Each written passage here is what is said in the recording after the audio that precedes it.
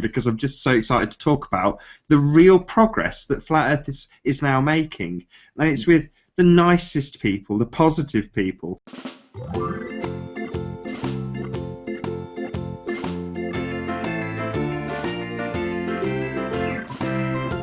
Is the moon fake news? No. But does the moon have fake news surrounding it? Yes, absolutely. Welcome to Flat Earth Debate. I'm your host, Nathan Oakley, and if you're new to this channel, or you've not done so already, be sure to subscribe and hit the bell notification icon to keep up to date with the Flat Earth Debate. If you do join, please don't swear. If you do, you'll be ejected, and if you are, please don't try to rejoin the stream using sock accounts. You'll be warmly welcome back on the next stream. At first glance, Nathan Oakley is the cheeky chappy of Flat Earth. He's got everything you could possibly want to be a successful Flat Earther. He's just got the right kind of British accent, the sort of clipped tones that draw trust. He must be telling the truth. A man who talks like that wouldn't lie. He's got just the right sort of tone to push out authority and honesty. And he's got a cheeky grin. The way he speaks, the way he smiles, he's just trustworthy. But is there more to Nathan Oakley? Is there, just under the surface, a monster? Let's find out together.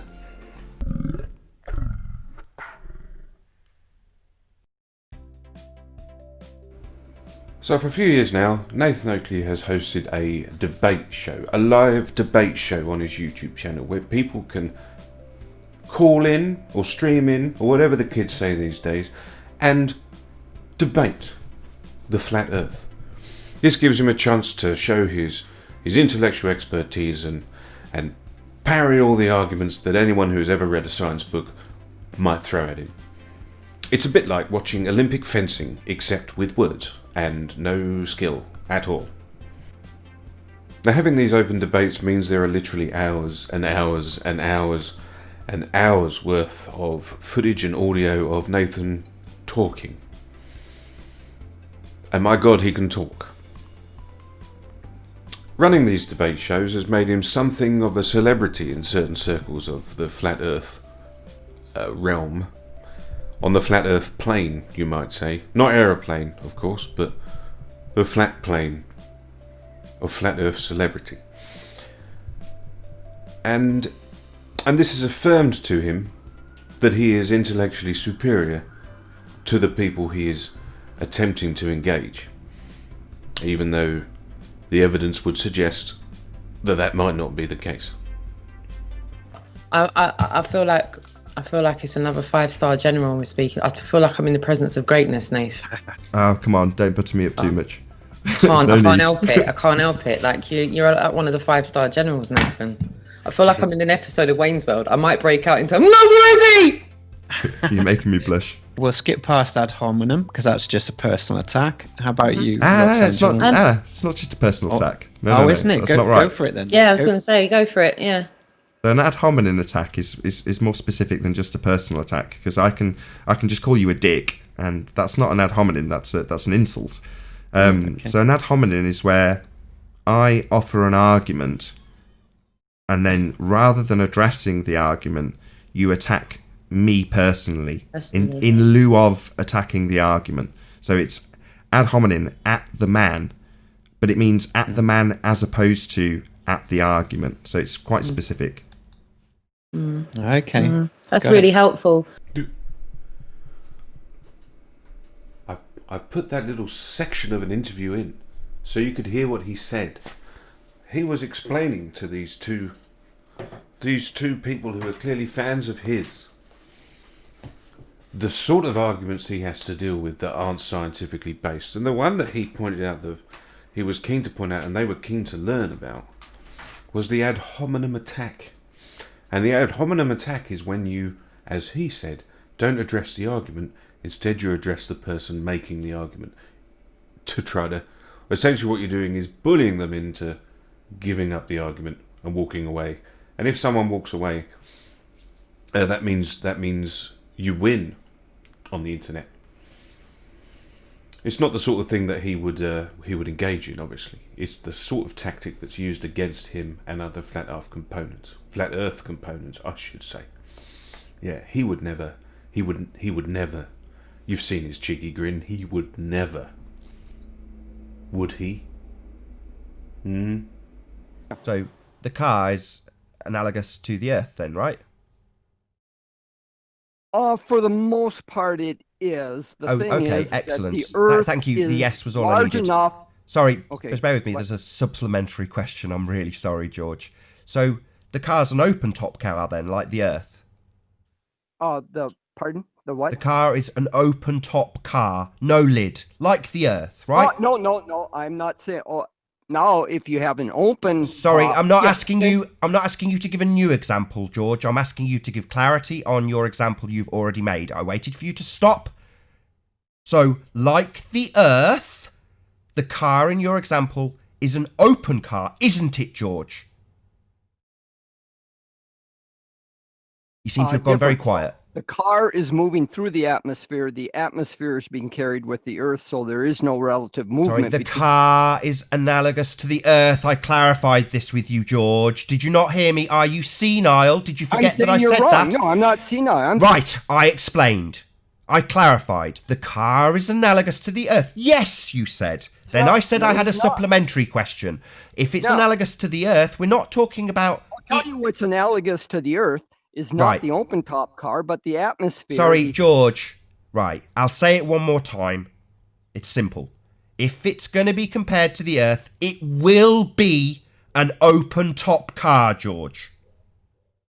The Earth is not like an open-top car. No. So the Earth is a closed system with a lid. I didn't say that. You said it's not like the open-top car. No, you're not listening. I'm going to ask you another direct question. You are going to answer me, okay? The open system of Earth is comparable to an open-top car. You have asserted you wouldn't feel anything. Car. Right. Why are you talking over me? Because you're you're not letting me speak. I am directing my question to you. You will listen. The Earth is... Shh! The Earth is, according to heliocentric religion, an open system. Isn't it, George? It's not analogous to an open-top car. Sorry, that's not my question. I'll say it again for the senile old man who can't comprehend English. One more time.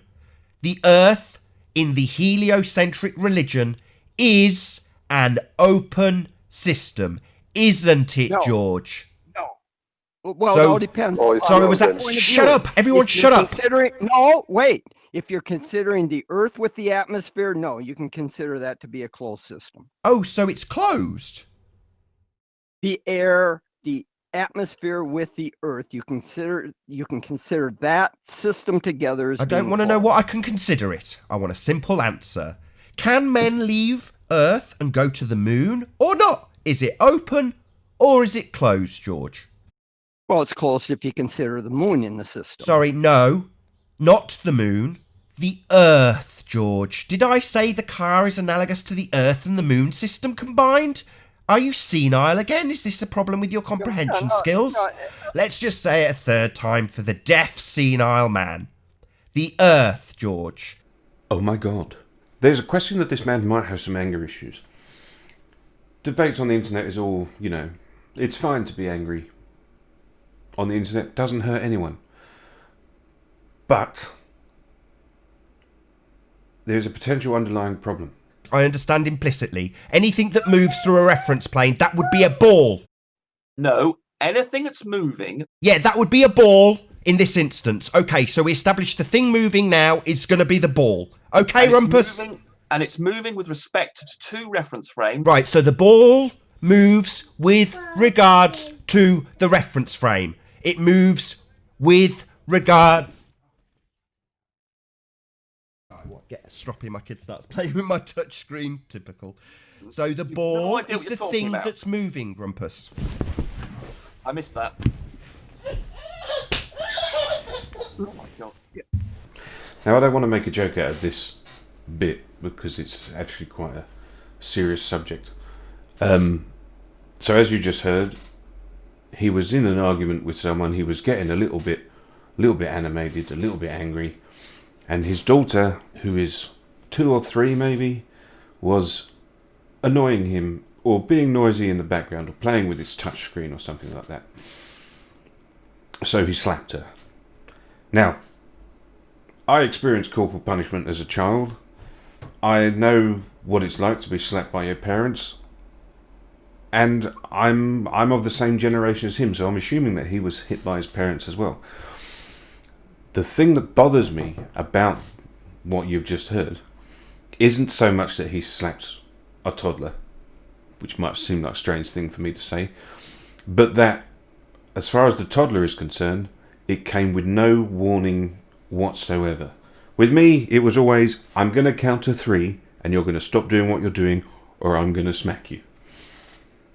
With him, came out of nowhere. No warning, no asking her to stop first, nothing like that. She wasn't asked to be quiet, she wasn't asked to leave the room, she wasn't asked if she wanted something. No. Instant slap. That is what bothers me about this.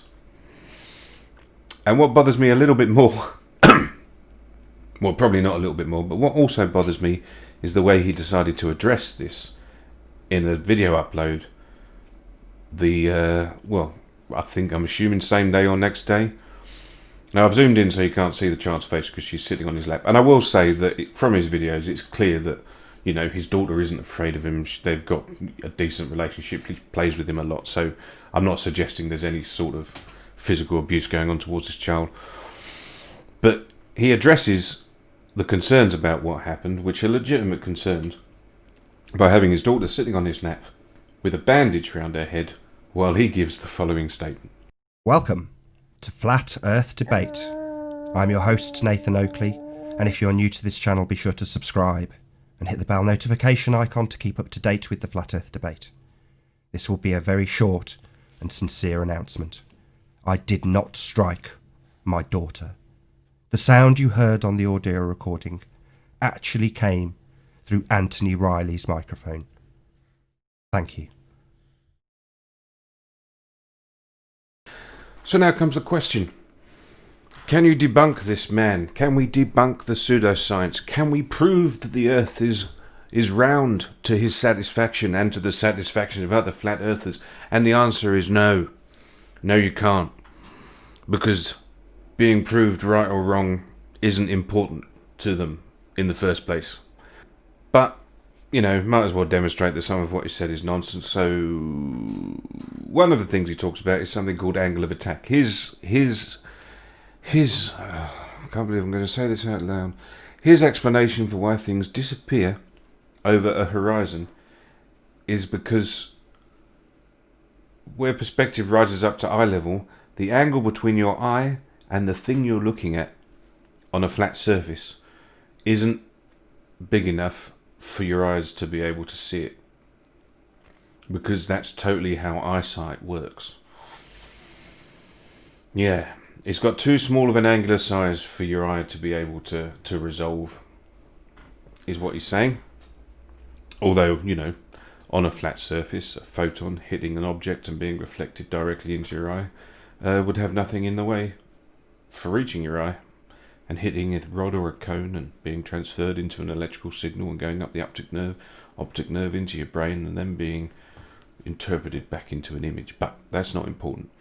So yeah, as far as he's concerned, the horizon is because of the angle of attack between your eye and the thing. And the further things are away, the smaller the angular size of the thing you're looking at, and therefore it disappears. Not over the horizon, because it's still right in front of you, but it just disappears because you can't see it anymore. He's demonstrated with this video, which we'll watch now. So for a long time I've been trying to make the analogy that if you take off a pair of shoes and back away from them, you will see them disappear eventually due to their angular size being too small to see. and you can induce this effect by reducing the angle. So the angle of attack is essentially what causes things to disappear from bottom up. So in this example, I've set a book at the end of this very long hall, which they play table tennis on, so it's incredibly flat, and as you can see, as I lower my angle, the book disappears. Now, purely by chance, as I was doing this, somebody came along and actually picked up and removed the book as they were clearing away the hall while I was doing this. But just by luck, there was a woman with a pair of shoes on actually lifting the book out of place, which you can see here. So as she reaches down, the book and her shoes disappear. Purely by chance, but very handy, as it matches the example I give. So the shoes vanish, the person who has a bigger angle, obviously they're larger than their shoes, is still perfectly visible, and this is exactly the same as a pair of wind turbines disappearing into the distance, or anything disappearing into the distance due to angular size, or the angle of attack being too limited to see the item. So my theory on how you debunk flat earthers isn't by telling them they're wrong, but encouraging them to debunk themselves. Because that's generally speaking what they do. Now if you look at this video again, you will notice that the book disappears behind a curve because the floor is not flat. But negating that for a moment, that it's an exact demonstration of how her horizon works, a lady comes out to pick up the book and her fingers disappear. So at some point between her fingers being here and the floor here and there, I don't know. I mean, it doesn't make sense. The only way that would work is if you got smaller the closer to the floor you get. Which you don't. So how could he debunk himself?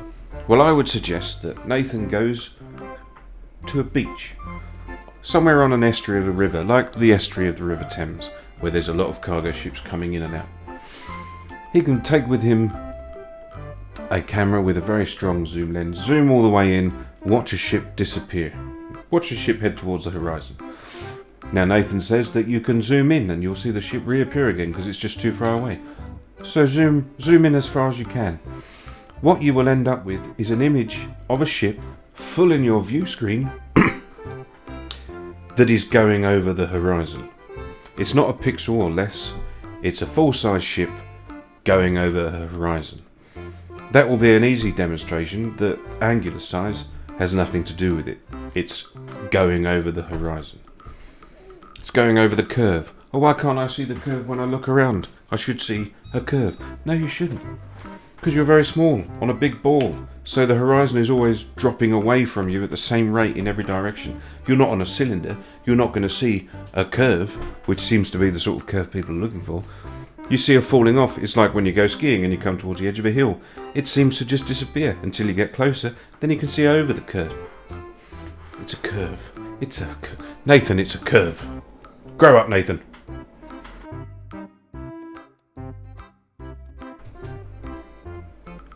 Oh, you're still here. You made it to the end. Yeah, it was a bit long. Sorry about that. But, you know, if you made it this far, you may as well like and subscribe. Something to do, isn't it? On a Tuesday.